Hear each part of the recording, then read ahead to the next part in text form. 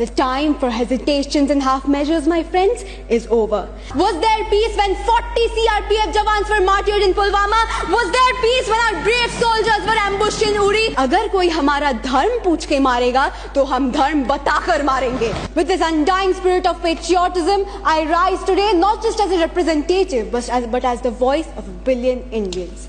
A nation whose heart bleeds for its martyrs, whose soul demands justice, and whose resolve remains unshaken. Greetings to one and all present here. I am Sonakshi Bhattacharya from the state of Bengal, but today I stand here most importantly as an Indian. And as an Indian, my friends, I would like to ask for a firm and uncompromising stance against cross-border terrorism. The time for hesitations and half measures, my friends, is over. Now, some in the opposition may argue that such a move may destabilize peace. But to them, I would like to ask, was there peace when 40 CRPF jawans were martyred in Pulwama? Was there peace when our brave soldiers were ambushed in Uri?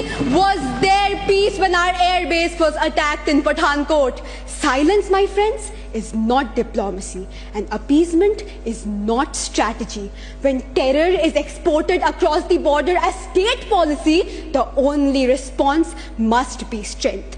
Under this very government, our border security forces are stronger, sharper, and more technologically equipped than ever before.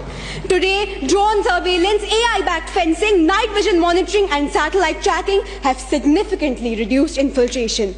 The surgical strikes post-Uri, the Balakot airstrikes, and even, my friends, the most recent Operation Sindoor sent a message that India will not tolerate terrorism, not even for one night.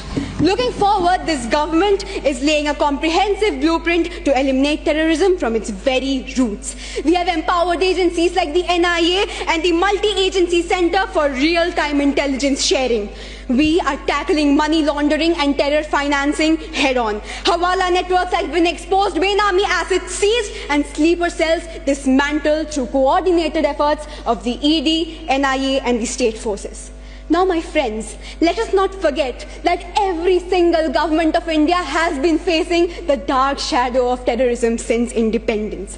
But the difference today lies in the clarity of intent to move from response to retaliation, from defense to deterrence.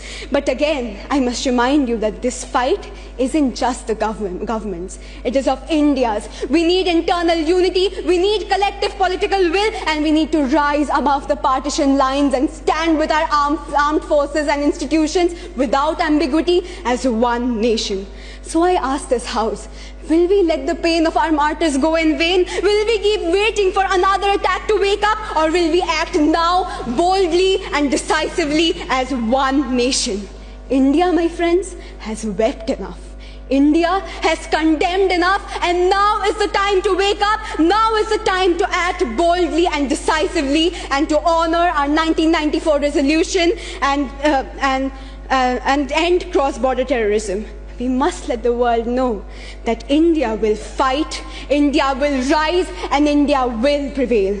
Because at the end of the day, my friends, Bharat सिर्फ एक भूमि का टुकड़ा नहीं, एक जीती जागती राष्ट्र की आत्मा है. और अगर कोई हमारा धर्म पूछ के मारेगा, तो हम धर्म बताकर मारेंगे. Thank you so much. जय हिंद, जय भारत.